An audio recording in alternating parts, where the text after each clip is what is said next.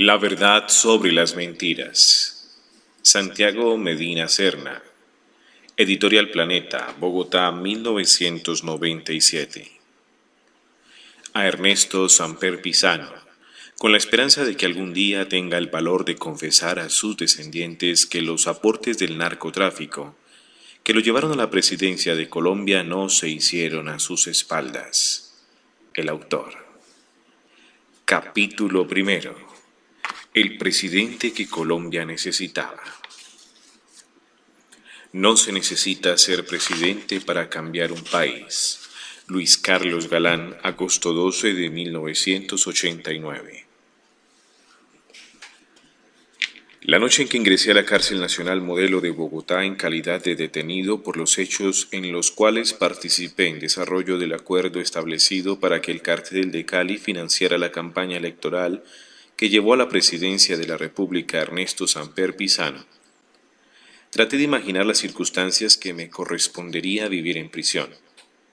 Mientras me conducían al pabellón de máxima seguridad, pensaba en lo que tendría que afrontar al atravesar la puerta de pesado metal que me esperaba al final del largo y silencioso corredor.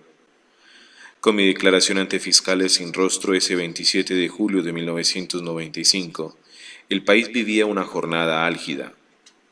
Pero el transcurso de los días en prisión se encargó de demostrarme que mis pensamientos de ese primer momento estaban distantes de la realidad, pues aunque mi imaginación configuró varias escenas, nunca imaginé que en ese lugar me enteraría de la verdad de diversos sucesos que han marcado la historia reciente del país. Nunca imaginé, por ejemplo, que conocería los más importantes detalles del asesinato de Luis Carlos Galán Sarmiento, el líder del nuevo liberalismo, en un atentado efectuado pocos días después que regresaríamos de un viaje que realizamos juntos a Venezuela. En un día que parecía de rutina, el relato que un compañero de prisión hacía sobre los detalles del atentado me trasladó 5 años atrás cuando el país entero lloraba la muerte de su líder. La mañana del 20 de agosto de 1989 fue una de las más tristes y sorpresivas de mi vida. El ambiente era tenso y el dolor de los colombianos inmenso. 2 días atrás había sido asesinado en la población de Soacha, al sur de Bogotá, Luis Carlos Galán Sarmiento, el líder de la Juventud Liberal. El país parecía atrapado en una nube de asombro y confusión que impedía entender por qué una persona que se había preparado cabalmente para conducir al país y encauzado su lucha contra la inmoralidad tenía que morir tan cruelmente, máxime cuando en su condición de precandidato se hallaba a las puertas de la presidencia de la República. En ese instante yo tampoco podía entenderlo. Tendrían que pasar varios años y acontecimientos definitivos en mi vida para por fin comprender por qué mataron a Galán. Conocer de los planes del plan que lo llevó a la tumba y saber quién lo hizo, pero en ese momento solo había espacio para el dolor. Era realmente un ídolo dentro del ámbito nacional. Los que lo seguían vieron en él la posibilidad de un cambio. Renovación ahora o nunca. Ese fue su eslogan, y en el camino para ponerlo en práctica desde la presidencia perdió la vida. El pueblo colombiano quería ver a Galán en el Palacio de Nariño.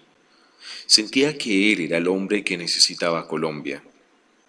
Lo que la clase dirigente y los poderosos del país no estaban dispuestos a permitir, aunque para impedirlo fuera necesario acabar con su vida, tal como sucedió. Aquella mañana largas colas de gente atravesaban la plaza de Bolívar. El día anterior millares de personas habían desfilado frente a su féretro expuesto en el Capitolio Nacional.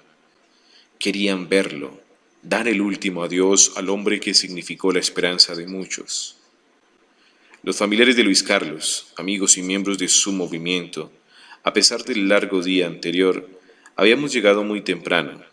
Durante su entierro, programado para el mediodía, se calculaba que habría una avalancha humana y la plaza de Bolívar se encontraba acordonada desde las 7 de la mañana. Momentos desgarradores estaban por venir.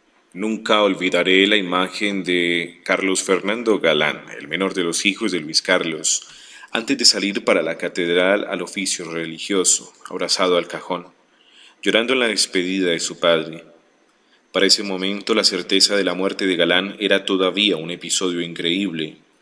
Nadie entendía lo sucedido, ni siquiera los pocos que tuvimos el privilegio de compartir no solo su lucha política, sino los últimos días de su vida, en los que la cercanía de la muerte fue latente para él. Germán Charri, antiguo colaborador del movimiento y quien se desempeñó durante muchos años como su jefe de prensa, se encargó de hacer sonar las notas del himno nacional al tiempo que el féretro era conducido a la puerta de la catedral. Todos llorábamos al ver truncados nuestros sueños. Era claro, había muerto una esperanza. Ya no podía existir renovación. La Orquesta Filarmónica Juvenil acompañó el oficio que presidían el presidente Virgilio Barco y todos sus ministros. Las más altas personalidades se dieron cita ese día en la Catedral Primada de Bogotá para despedir a Galán. Muchos querían acompañarlo hasta su última morada. Todos estábamos a la expectativa de lo que podría pasar durante su entierro. Entre familiares y amigos cercanos nos turnamos para llevar en hombros su ataúd y recorrimos lentamente la distancia entre el Capitolio Nacional y el Cementerio Central, en medio de 1 millón de personas, entre las cuales se escuchaban voces que gritaban a nuestro paso: «Los votos de Galán no serán para Dusan». ¿Quién mató a Galán? La Morena de Dusan. Se referían a Hernando Durán Dusan, cuyo segundo apellido tiene más recordación entre el pueblo y al movimiento creado por él años atrás. Durán Dusan era en ese momento el mayor adversario de Galán en la consulta popular que el Partido Liberal había organizado para escoger su candidato a la presidencia. Una fórmula por la que Luis Carlos había luchado intensamente y la cual permitió 2 meses atrás, en la convención del Partido Liberal, la incorporación de su movimiento al oficialismo. Entre sus otros contrincantes, Ernesto Samper, Alberto Santofimio y Jaime Castro no tenían posibilidades reales de ganar. La pelea estaba declarada entre Galán y Durán, es decir, entre la renovación o la continuidad del régimen. Pero la referencia a Durán Dusan no era la única exclamación que se escuchaba al paso de la triste caravana. Entre vivas al candidato asesinado y en medio del incesante «Galán, Galán, Galán», algunas voces dispersas gritaban: «Los votos de Galán serán para Samper». Esa expresión me parecía lo más lógico y acertado que podría pasar, pues no podíamos perder el inmenso caudal electoral que habíamos conseguido en nuestros años de lucha decidida. El día anterior, algunos dirigentes del nuevo liberalismo convocamos a una reunión para la siguiente semana, con el fin de acordar a quién íbamos a apoyar. Yo pensaba en ese momento en una sola posibilidad: la persona más cercana a Luis Carlos, su apoyo y compañía incondicional, era su esposa Gloria Pachón, una mujer madura, estructurada y de buen olfato político. Ella sabía perfectamente lo que quería, a dónde podía llegar y los pasos que debía seguir. El transcurso de su vida no había sido fácil. Sus logros eran producto de permanente dedicación, trabajo constante y disciplina. Ella, consideraba yo, podría llegar a la presidencia. No obstante, existían obstáculos importantes. El país no estaba preparado para que una mujer lo gobernara. No creo que aún lo esté. Además, el impacto del asesinato de su esposo, el inmenso dolor y la necesidad de estar cerca de sus hijos, quienes por esos días llegaban escasamente a la adolescencia, impedían que esa idea tomara fuerza. También había que considerar otra circunstancia: el apoyo de su familia. Gloria solo tiene una hermana, Maruja, casada con Alberto Villamizar, quien por esa época se desempeñaban como embajadores de Colombia en Indonesia. Enterados de la desgracia ocurrida, y mientras algunos directivos del nuevo liberalismo pensábamos en Gloria como sucesora de su marido, Maruja y Alberto hacían conexiones para regresar al país. La influencia de ellos sobre Gloria siempre ha sido muy grande. Ignorábamos si su reacción sería de apoyo o rechazo. Lo que sí sabíamos con certeza era que el caudal electoral generado por Galán no se podía perder. Teniendo en cuenta las anteriores variables, en medio del desconcierto los galanistas más cercanos a Luis Carlos, pensábamos que la mejor fórmula era entregarle la dirección del movimiento a Gloria Pachón y adherir a la candidatura de Ernesto Samper. Pero, ¿por qué Samper? Considerábamos que era el único que ofrecía ventajas, joven y miembro de una de las familias más tradicionales del país. Había estado unido a Galán, aunque con intereses personales, en un momento difícil, cuando la franja tradicional del Partido Liberal apoyó a la candidatura de Juan Martín Caicedo Ferrer a la alcaldía de Bogotá. Entonces Samper, Julio César Sánchez y Luis Carlos formaron Sagasa, llave que lanzó a Carlos Osa Escobar a la candidatura por el primer cargo de la capital. En el marco de ese episodio tuve el primer encuentro personal con Samper. Una tarde, en una manifestación en el tradicional parque de Teusaquillo, luego de las palabras de rigor, Galán con orgullo le pidió a Samper que lo acompañara a conocer la sede propia de su movimiento. La compramos hace poco con la labor de Santiago como tesorero, le dijo. Nos costó 7 millones de pesos y la estamos restaurando.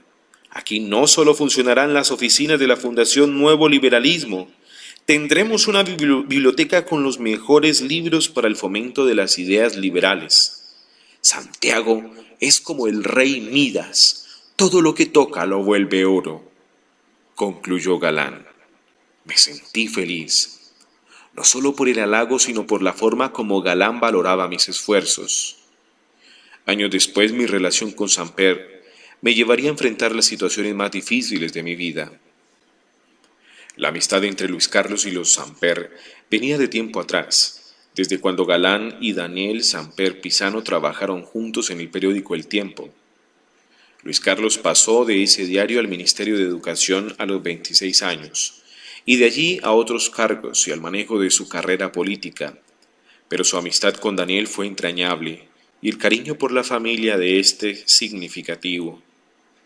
Con Ernesto eran rivales en política. Galán siempre fue crítico de su populismo desmedido, el apoyo al comercio informal y su defensa aparente de las ventas ambulantes con el único fin de ganar votos. Luis Carlos lo conocía bien. Ernesto es muy simpático, pero en él no se puede confiar, decía con frecuencia.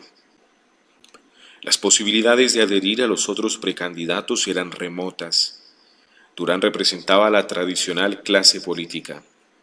Jaime Castro era un catedrático boyacense con buena hoja de vida, reconocido por su desempeño como ministro de gobierno, pero, a pesar de su imagen de persona correcta y trabajadora, era un desconocido a nivel nacional.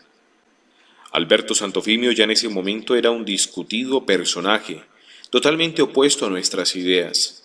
Entre él y Galán no existió jamás similitud. De otra parte, las filas del nuevo liberalismo no contaban con alguien que tuviera el rango político de general. Solo habían coroneles. Quedaba el nombre de César Gaviria Trujillo, quien desde hacía 3 meses era el jefe de debate de la campaña de Galán. Pero lo veíamos como una persona apagada, que se había vinculado a nuestro movimiento con el fin de sellar la unión con el oficialismo, sin que hasta ese momento se hubieran visto mayores resultados. Trabajaba en la casa de la otra esquina del Parque Teusaquillo haciendo contactos, pero hasta la fecha ningún parlamentario importante había dado el paso decisivo de adherir a nosotros. Además, generaba cierta resistencia entre los viejos militantes del nuevo liberalismo. Gaviria llegó al movimiento por encima de parlamentarios fundadores que trabajaban incansablemente desde la fundación del mismo. Total, solo había una solución: adherir a Samper. La necesidad de ordenar las ideas para contribuir a determinar lo que debíamos hacer junto con las imágenes de momentos compartidos con Luis Carlos invadían mi cerebro mientras avanzaba la caravana fúnebre. El tumulto a la entrada del cementerio por poco derrumba la reja principal. La fuerza pública tuvo que intervenir. El viernes 18 de agosto, cuando Galán fue asesinado, yo estaba en mi casa acompañando a un amigo que se recuperaba de una operación practicada en las horas de la tarde. Eran las 8:10 de la noche, cuando el celador llamó a mi habitación. Hirieron al doctor Galán en Soacha y por la radio aseguran que está muy grave. Me comunicó. Mi chofer no estaba. Con Amparo González, administradora de la Fundación Nuevo Liberalismo, quien se encontraba en la casa, tomamos el carro. En la radio todo eran especulaciones. Algunas emisoras decían que las heridas eran leves, otras hacían los peores pronósticos. Nosotros atravesábamos la ciudad a la mayor velocidad. Tomamos la carrera 68 y a la altura del Parque El Salitre vi correr a Víctor Julio Cruz, quien hasta hacía pocos días había sido el jefe de seguridad de Luis Carlos. Le grité que subiera al automóvil. Las credenciales que lo acreditaban como miembro del Departamento Administrativo de Seguridad DAS nos abrieron camino. 20 minutos después, llegábamos al puesto de salud de Bosa, a donde habían conducido a Galán. Desde el teléfono del carro llamé a José Blackburn, quien intentaba parquear su automóvil cerca de la plaza principal mientras me decía que la manifestación debía estar muy buena porque había mucha gente. Me di cuenta de que ignoraba lo sucedido. Cuando se lo conté me dijo que era imposible, pues se encontraba a una cuadra de los hechos. Desafortunadamente, él estaba equivocado. Al llegar al puesto de salud, Blackburn ya estaba ahí junto con Yolanda Pulecio, a quien le acababan de extraer 2 litros de sangre para efectuarle una transfusión a Luis Carlos. En ese instante Yolanda era la única persona con su mismo RH. De pronto lo vi. Estaba en una camilla, desnudo, inconsciente, sus ojos vidriosos y prácticamente sin reflejos. La vida abandonaba su cuerpo. Esa imagen regresa a mi mente con frecuencia y nunca encuentro las palabras para expresar lo que sentí. Lo colocaron en una vieja camioneta para trasladarlo al hospital de Ciudad Kennedy. Yolanda se subió a la ambulancia. Yo me fui detrás. Entramos con él al hospital. Llegamos hasta un salón a pocos pasos de la sala de cuidados intensivos. Las enfermeras corrían. Los médicos daban órdenes. La conmoción era general. A los pocos minutos hubo un silencio total. Sonó el teléfono. Era el presidente Barco quien habló con el médico jefe. Le dije a Yolanda, Luis Carlos murió. Miré el reloj, eran las 9:15 de la noche. En ese momento nos incomunicaron. Quedamos Yolanda, Víctor Julio y yo llorando. Por seguridad, el gobierno decidió dar la noticia de manera oficial 1 hora más tarde, mientras ponía en marcha un dispositivo de seguridad en todo el país con el fin de evitar disturbios. Miles de personas se aglomeraban frente al hospital de Kennedy. Pedían venganza. A las 10:15 de la noche de ese viernes 18 de agosto el país fue informado de su fallecimiento. Entretanto, Gloria Pachón y sus hijos esperaban en la Caja Nacional de Previsión, pues en la radio aseguraban que Luis Carlos sería trasladado allí. El día del entierro hacía sol. Ya en el cementerio nos ubicamos rápidamente. Me coloqué al lado derecho del ataúd, entre César Gaviria y José Blackburn. Al lado izquierdo estaban el expresidente Julio César Turbay Ayala y su esposa, Ernesto Samper y Jacquín de Samper. Al frente Gloria Pachón, sus hijos y los padres de Luis Carlos. Comenzaron los discursos de rigor. Gabriel Rosas, quien se desempeñaba como ministro de Agricultura, habló a nombre del gobierno. Recalcó la lucha frontal de nuestro dirigente contra el narcotráfico. Recordó que Rodrigo Lara Bonilla, ministro de Justicia y galanista, había sido asesinado 5 años atrás por aquella lucha decidida. César Gaviria habló a nombre del Nuevo Liberalismo. Sus palabras sobre Luis Carlos conmovieron. Pensamos que tal vez estábamos equivocados al juzgarlo como una rueda independiente.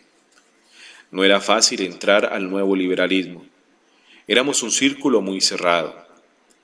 Todos los que lograban entrar debían demostrar su rectitud. Conformábamos un movimiento renovador y no podía existir la más leve sospecha de lo contrario. En ese momento nadie envidiaba a Gaviria. Era un hombre con brillante futuro. Había sido con éxito ministro de Hacienda y de Gobierno. 3 días antes encabezaba las listas para el Senado por el nuevo liberalismo y su carrera a la presidencia estaba prevista para 4 o máximo 8 años después. A pesar de lo anterior, nadie quería estar en su pellejo, pues la muerte de Galán lo dejaba en una posición incómoda. Por adherir a este, abandonó las filas del oficialismo liberal. Parecía que no había sabido jugar sus cartas. Meses atrás, en uno de los periódicos más importantes del país, Alfonso López Miquelsen había dado unas declaraciones en las que sugirió a Gaviria que ya era hora de lanzar su nombre como candidato a la presidencia. No obstante, Gaviria pensó que era mejor esperar y se la jugó toda al adherir a Galán. Mientras transcurrían los discursos y yo miraba el féretro con el cadáver de Galán, recordé una charla ocurrida días antes en uno de los almuerzos acostumbrados en la sede de la Fundación del Nuevo Liberalismo, en la que, a raíz de la puesta en funcionamiento de los hornos crematorios en el cementerio de Chapinero en Bogotá, hablábamos de la forma como deseábamos que se nos diera sepultura. La mayoría estábamos de acuerdo con la cremación. Otros no se sentían muy atraídos con la idea. Galán permanecía en silencio y parecía esquivar el tema. Yo me atreví a preguntarle su opinión.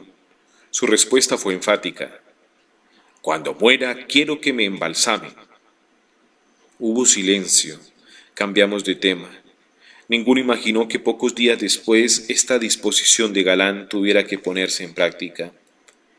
Esa mañana, antes de salir hacia la catedral, yo estaba junto a Gloria cuando el padre de Luis Carlos comentó a conveniencia de dirigir unas palabras en el cementerio para orientar a los parlamentarios del movimiento y controlar a los políticos, entre los que había muchos que querían pescar en río revuelto. Para ello sugirió el nombre de Juan Manuel Galán, pues era una persona que no generaba resistencia en ningún sector. Me pareció adecuado que el hijo mayor de Galán hablara en los funerales de su padre, y debo confesar que en ese momento las palabras orientar a los parlamentarios y controlar a los políticos no tuvieron significado para mí. Me emocionó mucho ver a Juan Manuel en su vertiginoso tránsito de adolescente a jefe de familia. Sus palabras fueron cortas y emotivas. Se refirió a los hechos que terminaron con el asesinato de su padre. Su intervención fue conmovedora y al final sorpresiva. De pronto, se dirigió a Gaviria y dijo: «Doctor César Gaviria, entrego a usted las banderas de mi padre». La sorpresa fue general. La cara de asombro de Ernesto Samper fue total y el desconsuelo de Jacquín de Samper indescriptible. Por poco se desploman. La verdad es que varios estuvimos a punto de hacer lo propio. La gente aplaudió a Gaviria. A partir de ese instante se volvió el centro de todo. Yo me preguntaba, Dios mío, ¿qué pasó? ¿Por qué César Gaviria si no tenía nada en común con Luis Carlos? Apenas habían transcurrido 3 meses. Gaviria llegó al movimiento por un trabajo de Mauricio Guzmán, uno de los líderes del nuevo liberalismo en el Valle del Cauca. Y no más. ¡Qué locura! Bueno, quizás el miércoles siguiente, en la reunión de los directivos del movimiento, podríamos modificar lo que acababa de suceder. Pero no hubo nada que hacer. Al día siguiente los periódicos lo daban como el sucesor de Galán y como seguro presidente. El miércoles 23 de agosto, las 15 personas que conformábamos la plana mayor del nuevo liberalismo nos reunimos en el salón principal de la sede de la fundación. Se habló mucho, y con excepción de Patricio Samper, María Cristina Ocampo y yo, nadie más expresó inquietudes en torno a la designación de Gaviria como sucesor de Galán. Todos coincidían en que era una decisión ya tomada y que no tenía ningún sentido cambiar de candidato. La suerte que había sucedido y para notificarnos sobre una decisión tomada sin contar con las directivas del movimiento galanista. Días después nos enteramos de que la noche del 19 de agosto, en medio de la confusión y el dolor, Gustavo Gaviria González, industrial cafetero quien ocupó el cargo de cónsul de Colombia en Nueva York durante la administración de Carlos Lleras Restrepo, llevó a Mario Galán a la casa del expresidente liberal, considerado padrino político de Luis Carlos, con el objeto de pedirle orientación sobre los pasos por seguir con su ideario. Junto con la solicitud de orientación, le formularon a Lleras una propuesta: entregar las banderas de Galán a César Gaviria y hacerlo antes de que Maruja Pachón y Alberto Villamizar llegaran al país, pues eran prácticamente seguro que tomarían las riendas de la situación y apoyarían a Gloria para continuar con la campaña de su marido. Lleras apoyó la iniciativa y acordaron que la mejor manera de presentarla era encargar a Juan Manuel la lectura de unas palabras para ser leídas en el cementerio. Por su parte, Mario Galán se encargaría de manejar el tema con Gloria. En medio del dolor, las palabras en boca de uno de sus hijos y en el escenario del sepelio, nadie, ni siquiera la viuda de Galán, objetó la idea que le fue presentada como transitoria. Solo unos pocos lograron comprender las raíces más profundas de esta maniobra, que no solo se limitaba a evitar que las Pachón tomaran el liderazgo. Gustavo Gaviria estaba estrechamente ligado con los Gaviria Muñoz. Ana Milena Muñoz y él trabajaron juntos y ya el país conoce la inteligencia y audacia de quien fuera la primera dama de la nación en la época en que debió ser Gloria Pachón de Galán. Fue Gustavo Gaviria quien canalizó la ansiedad que le producía a Mario Galán la posibilidad de que la familia política de su hijo se colocara al mando del movimiento. Pasaron algunos días. Empezó el mes de septiembre de 1989 y mientras algunos galanistas andaban detrás de Gaviria, otros apenas nos hacíamos a la idea de la ausencia de Galán y de los nuevos acontecimientos. Lo cierto es que en el país existía una sensación de apoyo al nuevo candidato, motivada en gran parte por el sentimiento de dolor ante la muerte de Galán. La familia de Luis Carlos había permanecido relativamente al margen de la política en vida de él. Consideraban inconveniente dar pie a acusaciones de nepotismo, pero tras su muerte decidieron intervenir de manera directa en las actividades del nuevo liberalismo. Fue así como Gabriel Galán Sarmiento, hermano mayor de Luis Carlos, me propuso entregar mi cargo de presidente de la Fundación Nuevo Liberalismo a Mario Galán Gómez y ubicarme a mí en una posición inferior. Mi labor al frente de la fundación había sido intensa en trabajo y afecto. Además fue mi primera aproximación a la política. Entré al nuevo liberalismo en 1986, específicamente a colaborar, por solicitud de Galán, en el Comité Financiero Nacional. Al poco tiempo él me encargó de la tesorería de la fundación.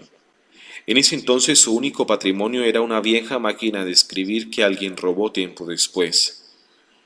Durante los 3 años que estuve en la fundación, el último como presidente, compramos sede propia, la remodelamos y sistematizamos.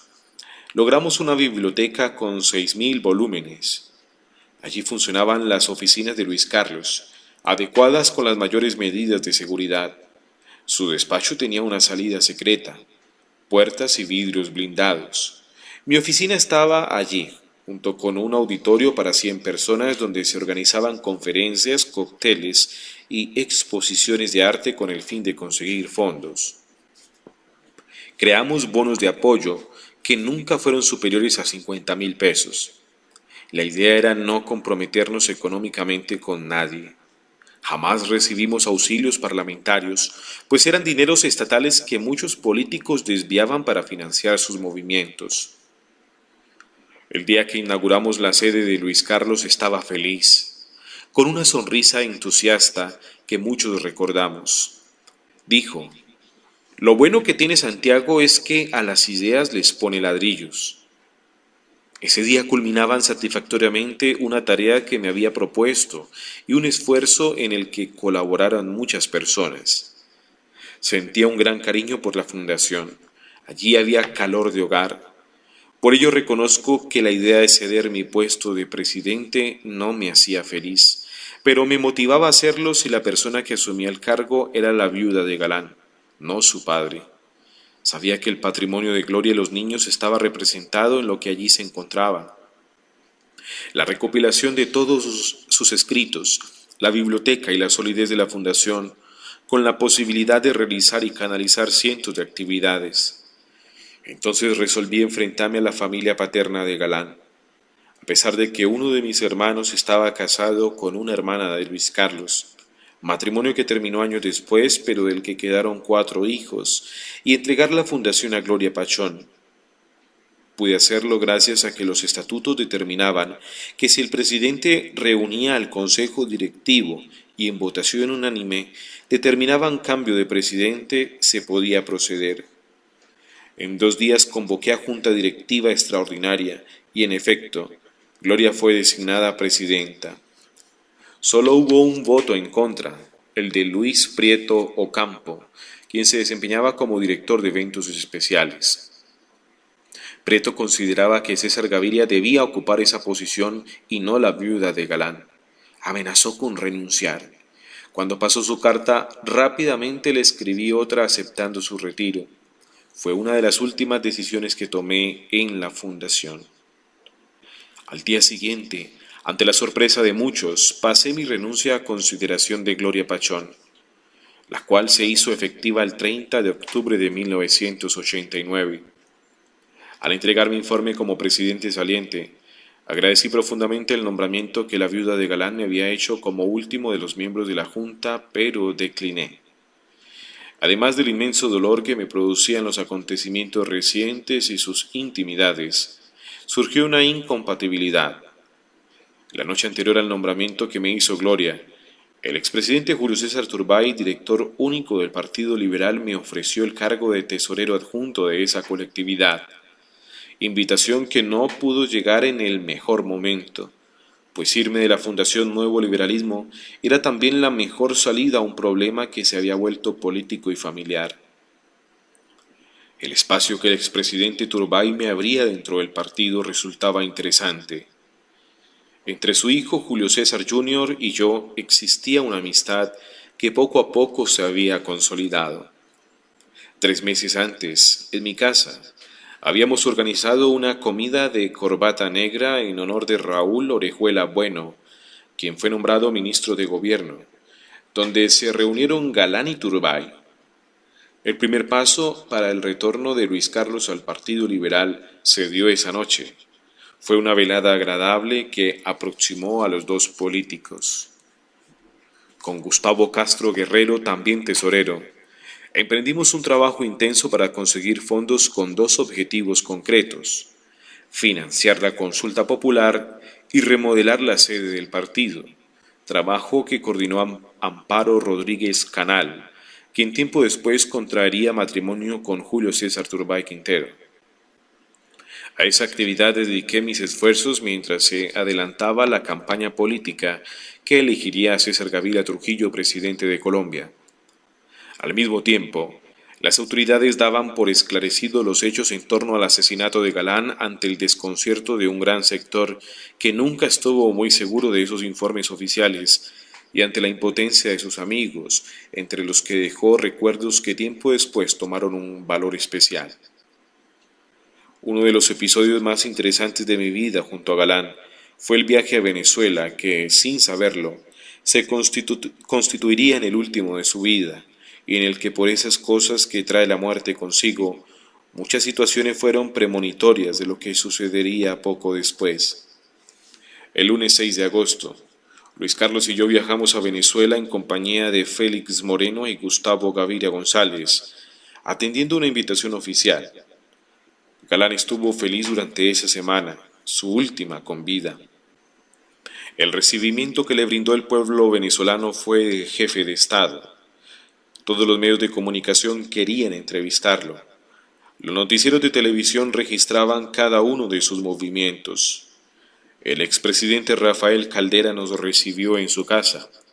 Nos entrevistamos con Pompeyo Márquez, Rina Ottolina y la última noche cenamos con Ramón J. Velázquez, quien tenía a su cargo las relaciones limítrofes con Colombia y quien posteriormente ocupó la presidencia de la República. El presidente Carlos Andrés Pérez nos ofreció un desayuno en el Palacio de Miraflores, al que asistieron todos los ministros, quienes le preguntaron a Galán sobre el programa que tenía para cuando ocupara la presidencia. El viaje preveía desplazarnos al complejo industrial de Guayana para conocer el desarrollo tecnológico de esa región. Visitamos la siderúrgica y las instalaciones de la fábrica de Benelum.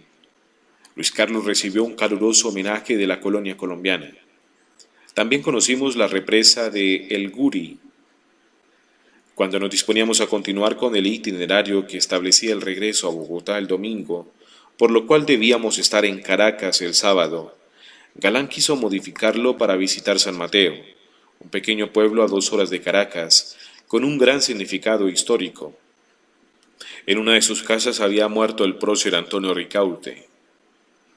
Yo no entendía por qué tanto interés, más aún si el desplazamiento implicaba desbaratar el operativo de seguridad que estaba determinado por la Secretaría de la Presidencia venezolana. Mis argumentos no convencieron a Galán, al contrario, los suyos me convencieron a mí. Me contó que su familia quería comprar en Villa de Leyva la casa en la que nació Ricaurte, y estar tan cerca de la casa en la que éste murió, en átomos volando, era una oportunidad que no estaba dispuesta a perder. Además, lo que le pasó a Ricaurte fue algo parecido a lo que intentaron hacer conmigo en Medellín, concluyó. No hubo nada más que hacer. Modificamos el itinerario, pedimos permiso para aterrizar en una pista cercana y llegamos a San Mateo. Nos encontramos con una población pintoresca, rodeada de vegetación, parecida a la de la sabana de Bogotá, pero con un clima cálido y acogedor. Cuando llegamos a la casa museo, estaba cerrada y el celador ausente. Luis Carlos mismo decidió salir a buscarlo por el pueblo. No lo encontramos, pero sí dimos con su esposa y las llaves. Galán sonrió como solía hacerlo cuando lograba algo. Subimos otra vez por la colina llena de árboles en cuya cima estaba la casa. Nos pareció muy pequeña. En la fachada una placa hacía referencia a los hechos allí ocurridos. Entramos al salón principal y la sorpresa fue grande. Un cuadro con el retrato del mártir y su espada era todo lo que había. No puede ser. ¿Hemos recorrido media Venezuela para llegar acá a ver esto? Perdimos el viaje y el tiempo, dije. Pero Luis Carlos se apresuró a contradecir. No, no lo perdimos. Siempre había soñado con estar en este lugar y tenía que ver con mis ojos este sitio. No me importa que solo haya un cuadro y una espada. Tenía la sensación de haber estado aquí antes. Siempre imaginé este lugar así. Guardamos silencio y nos limitamos a acompañarlo durante el recorrido sin ocultar nuestra sorpresa por la fascinación que le causaba a Galán estar en esa casa. Aproveché para tomarle todas las fotos que pude. Aunque se sentía satisfecho por estar en ese lugar, parecía triste. Así permanecería los días siguientes. Regresamos por tierra.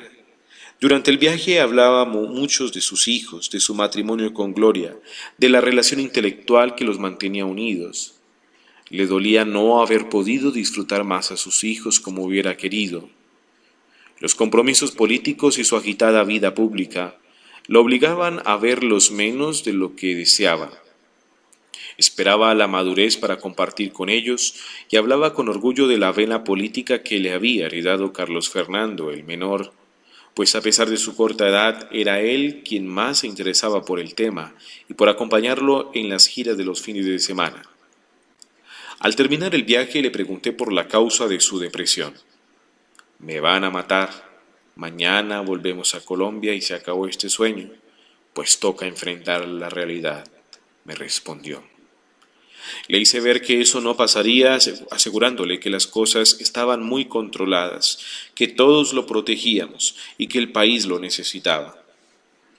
En ese momento dijo algo que nunca olvidaré.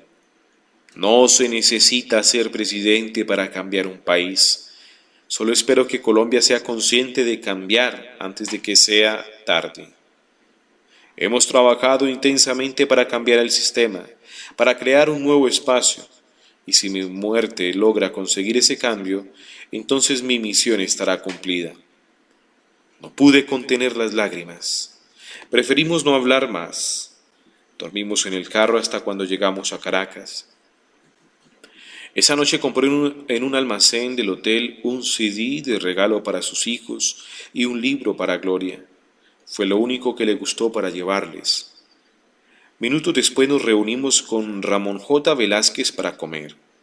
Fue una velada corta. Nos acostamos temprano con el fin de madrugar y regresar a Bogotá. Al finalizar el viaje, Galán tuvo conmigo un gesto característico en él. «Te tengo un regalo. Sé que lo vas a apreciar mucho», dijo y me entregó el libro que el presidente del complejo siderúrgico de Guayana le había obsequiado. Era un ejemplar extraordinariamente bello titulado Descripción geográfica de la Guayana. Galán, que no perdía detalle, se dio cuenta de que yo estaba maravillado con la edición y me lo entregó con la siguiente dedicatoria. Recuerdo de la visita que hicimos con Santiago Medina y Félix Moreno a Guayana como parte del exitoso itinerario cumplido en Venezuela entre el 6 y el 13 de agosto de 1989. Al final colocó su firma. En Bogotá lo esperaban en el aeropuerto El Dorado sus escoltas, Gloria y sus hijos. Galán se despidió de manera afectuosa de nosotros. Minutos después empezaron mis sospechas de que algo trágico se nos venía encima. El jefe de seguridad de Galán, el sargento Torregrosa, empleado nuevo, le había dicho a mi chofer en esos días que le parecía que yo era buena persona, que me recomendaba que no me colocara cerca de Galán en las manifestaciones porque un nuevo atentado estaba listo contra su vida. Le conté a Luis Carlos lo sucedido. No le sorprendió tanto el comentario como el hecho de que proviniera precisamente de su jefe de seguridad. Resolvió solicitar el cambio. Él mismo llamó a César Gaviria y le pidió que hablara con el general Miguel Maza Márquez, director del DAS, para que lo cambiara. Gaviria efectivamente lo llamó, pero el general dijo que por ningún motivo aconsejaba un cambio, ya que la experiencia de Torregrosa era vasta en el cuidado de personas tan más amenazadas que Galán. Concluimos que si el DAS lo recomendaba de esa manera, nuestro descontento no tenía sentido. No insistimos en el cambio.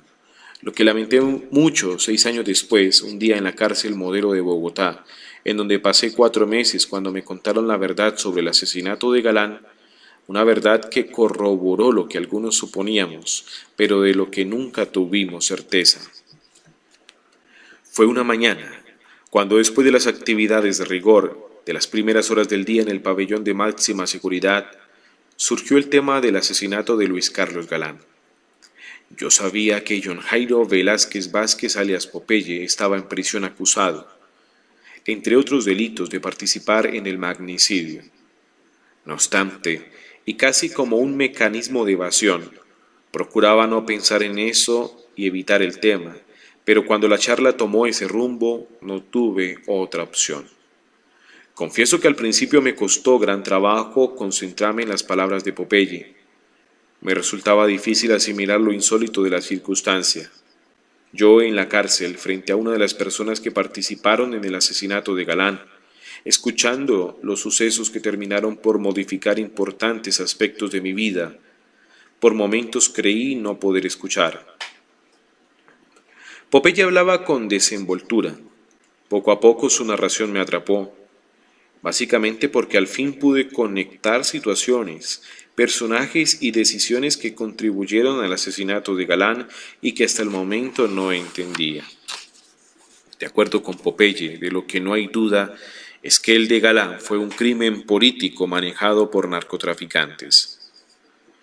La historia de su magnicidio comienza el mismo día en que nació el nuevo liberalismo, en la Convención de Medellín realizada el 19 de septiembre de 1981, El Partido Liberal se dividió ante el triunfo de la candidatura presidencial de Alfonso López Michelsen, quien competía esa investidura con Alberto Santofimio Botero y Virgilio Barco Vargas. Galán Sarmiento apoyaba la posible nominación de Carlos Lleras Restrepo. Su relación con López no era la mejor. Nunca le perdonó el trato que había dado a su padre, Mario Galán, cuando éste se desempeñaba como presidente de Ecopetrol, cargo del cual fue retirado por orden de López Michelsen una vez se posesionó como presidente al ganar las elecciones de 1974. Esa noche de la convención sucedió un hecho significativo del ya largo matrimonio entre la política y el narcotráfico colombiano. Me refiero a una reunión realizada en la suite presidencial del Hotel Intercontinental de Medellín. La cita era a las 11 de la noche. Con directivos de la campaña liberal llegaron, entre otros, Alberto Santofimio Botero, Bernardo Guerra Serna y Ernesto Samper Pizano, quien posteriormente fue nombrado director de la campaña del recién nombrado candidato a sí mismo, Jorge Luis Ochoa Vázquez, Gilberto Rodríguez Orejuela y Santiago Ocampo. También asistió el periodista Alberto Giraldo y el director de noticias de una cadena radial. La reunión se extendió hasta la madrugada.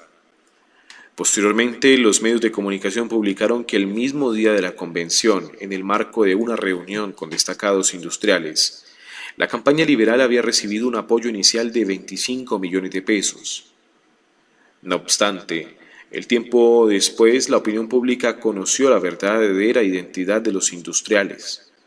También que el avión Falcon, que se le ofreció al liberalismo para recorrer el país, era una cortesía de la familia Ochoa. Una semana después de la convención del Partido Liberal que eligió a López como candidato a la presidencia, Galán organizó la que llamó Convención de Río Negro, en la que fundó el nuevo liberalismo, decisión que había tomado el día que eligieron a López. Galán recibió varias adhesiones, entre ellas la del político Jairo Ortega y su movimiento. Para ese entonces, Pablo Escobar, un hombre del que el mundo entero tendría noticia por su activa participación en el narcotráfico y por su acción criminal y terrorista, operaba bajo el amparo de su movimiento Medellín sin tugurios. Hacía proselitismo político a punta de dádivas al pueblo. Construyó canchas de fútbol. Rehabilitó zonas verdes que se convirtieron en amplios espacios de recreación popular. Iluminó tugurios de la ciudad y reconstruyó casas en sectores deprimidos. Era un hombre con gran popularidad, la suficiente para que Jairo Ortega lo tuviera como su suplente en la lista con la que aspiraba a una curul en la Cámara de Representantes. Llegaron las elecciones. Galán obtuvo muy buena votación para el Senado. Ortega y Escobar lograron lo propio en la Cámara.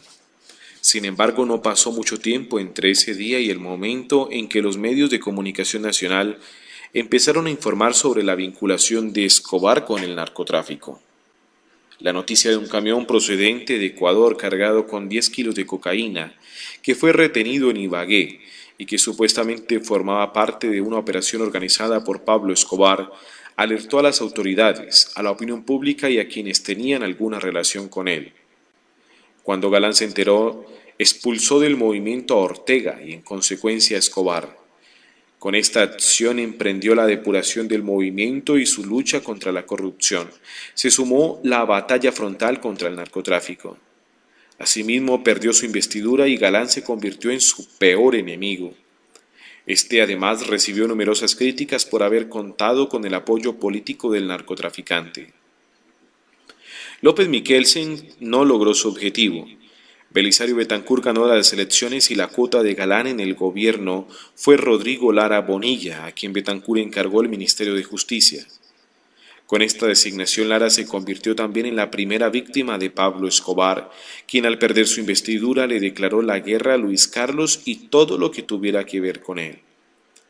Para lograr su objetivo, Escobar recurrió a Evaristo Porras, quien hizo público un cheque de 1 millón de pesos que había donado la campaña de Lara Bonilla con el fin de desprestigiar al ministro, el cual iniciaba la primera gran arremetida de gobierno alguno contra los narcotraficantes.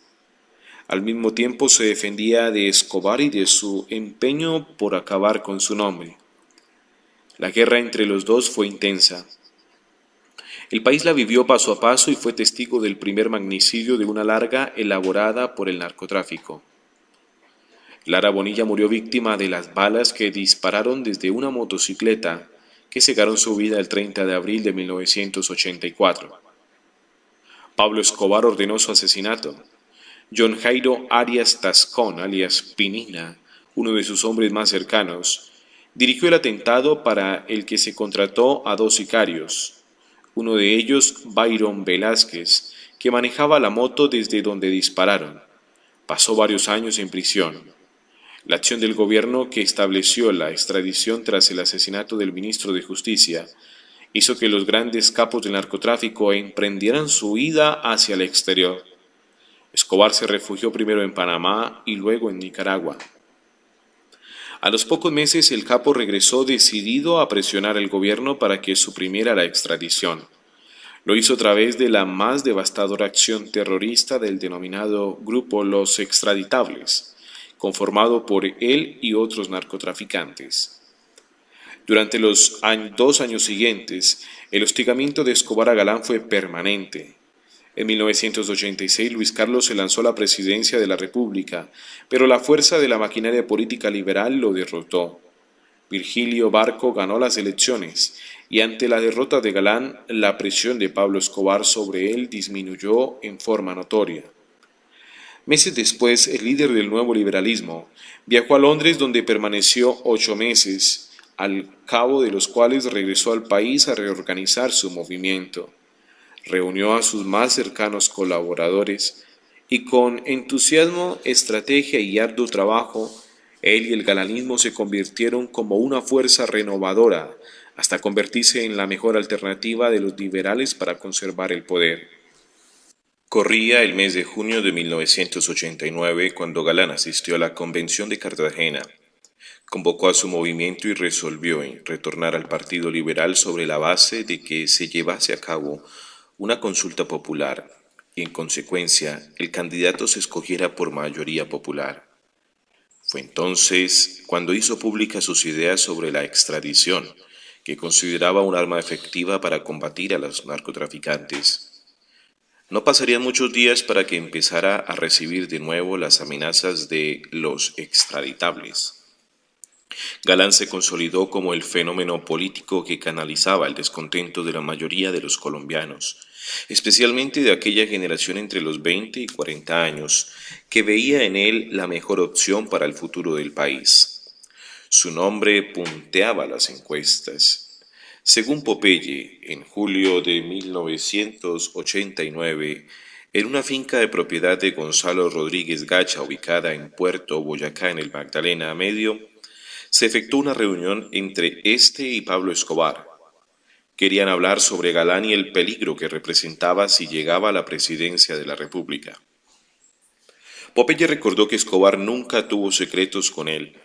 Señaló que, comillas, a menos de que fueran cosas personales, Escobar me lo confiaba todo. Decía que yo tenía buena memoria para los hechos.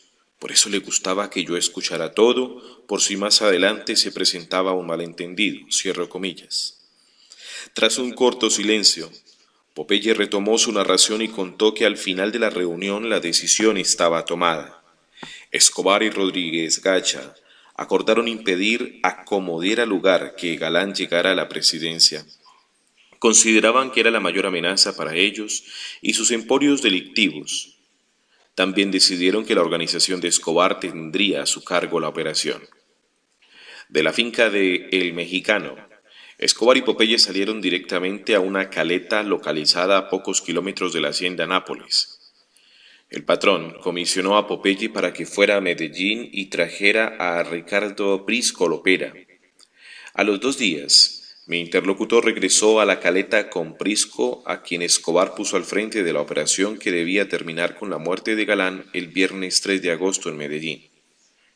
En ese momento pensábamos que nada podía fallar, me dijo Popeye, y recordó que para cuando Escobar y Rodríguez Gacha decidieron atentar contra Luis Carlos, Y algunos políticos, hoy sujetos de investigación por la justicia colombiana como consecuencia de sus actividades relacionadas con el narcotráfico, habían hecho saber a los dos capos la urgente necesidad que existía entre un sector de la clase política de quitar a Galán de su camino. El 3 de agosto, Luis Carlos tenía programado dictar una conferencia en la Universidad de Medellín. Pocos minutos antes de hacer su arribo, las autoridades de la ciudad descubrieron una camioneta Mazda Station Wagon, parqueada en los alrededores del establecimiento docente y cargada con armamento pesado. Los explosivos dispuestos en el vehículo eran suficientes para hacer volar el lugar con todas las personas que había allí.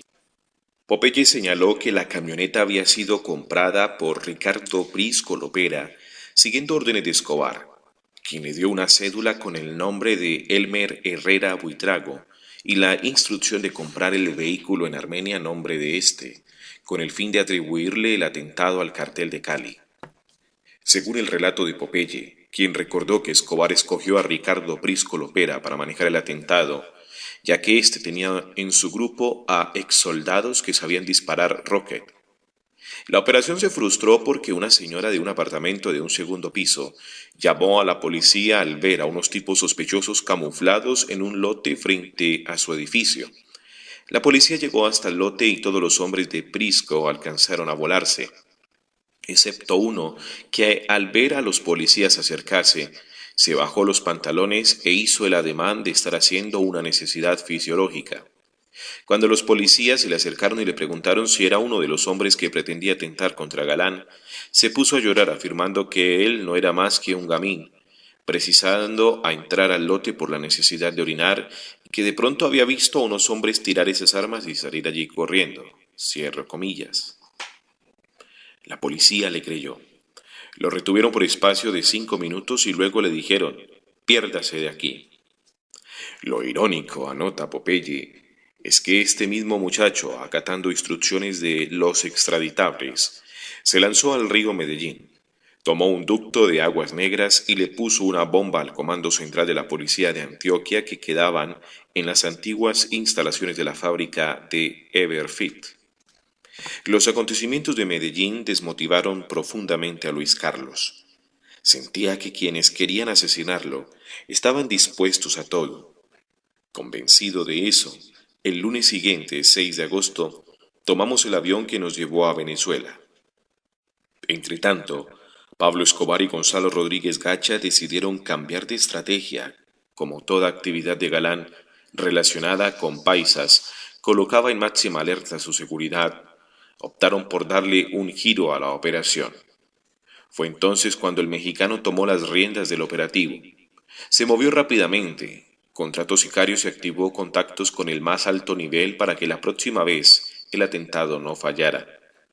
Jaime Rueda Rocha, primero guerrillero y luego paramilitar, fue el escogido por Rodríguez Gacha para dirigir el atentado. Se le pagarían 200 millones de pesos provenientes del Fondo Común de los Extraditables, del que Popeye era el tesorero. Hasta ese momento, la narración de los pormenores del asesinato de Galán no me sorprendía de manera extrema. Quedé horrorizado con lo que vino después. Otro de mis interlocutores de esa mañana en la Modelo me preguntó: ¿sabe por qué el elegido fue Jaime Rueda Rocha?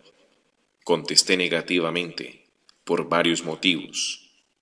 Se necesitaba una persona audaz, con un grupo de sicarios a su servicio que conociera Bogotá, y sobre todo que tuviera conexiones dentro del DAS.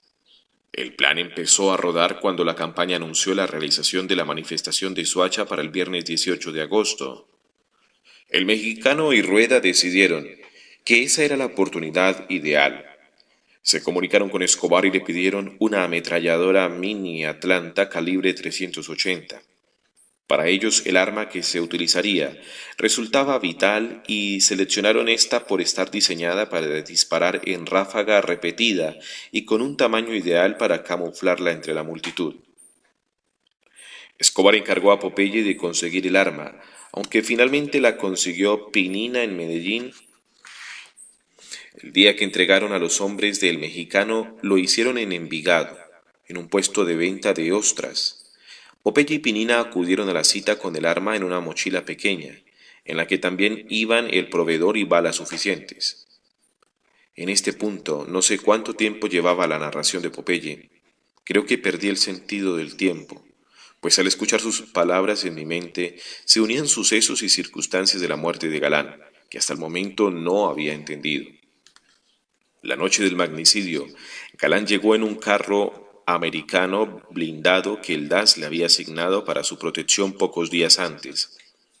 Cuando llegó a Soacha bajó del vehículo y subió a un jeep descapotado, desde el cual recorrió las calles de la población. Me aseguraron que dos hombres vinculados a la banda de asesinos se infiltró en el grupo de escoltas que lo acompañaron a partir de ese momento. Cientos de personas aplaudían a su paso. Luis Carlos sonreía. La multitud casi no lo deja bajar. Con dificultad descendió del vehículo y caminó hasta la tarima preparada para el discurso. Al subir a ella, continúa Popeye, solo lo acompañaban sus escoltas antiguos. La mitad de su seguridad fue cambiada 15 días antes, recuerdo yo inmediatamente. Los nuevos se ubicaron en lugares estratégicos, lejos, de donde podían pasar las balas. Todo estaba previsto para que cuando Galán subiera los brazos, la mini Atlanta fuera disparada. Solo hasta ese momento tomó significado para mí un hecho ocurrido en la mañana del asesinato. El sargento Torregrosa, jefe de escoltas, y de quien habíamos pedido relevo, le dijo a Luis Carlos que le cambiaba el chaleco que siempre utilizaba por uno más resistente, aunque más corto. Cuando Galán subió a la tarima y levantó los brazos para saludar, José Orlando Chávez, uno de los hombres contratados para el atentado y quien sostenía una pancarta enfrente, a pocos metros de la tarima, la bajó, dejando libre la visual a quien disparó sobre Galán. El parte médico dictaminó que todas las balas entraron de la cintura para abajo, y en efecto fueron disparadas cuando levantó sus manos para saludar, y su chaleco no fue suficiente para protegerlo. El traslado de Galán hasta el carro fue especialmente demorado. Jesús Calderón, su camarógrafo personal, y Patricio Samper, galanista y amigo personal de Luis Carlos, intentaron ir en el carro pero no les fue permitido. Solo miembros nuevos de su escolta lo acompañaron. No autorizaron que nadie diferente fuera en el carro, y de acuerdo con otras versiones que conocí en la modelo y que complementan la de Popeye, Galán fue rematado dentro del vehículo con un disparo de revólver en el estómago.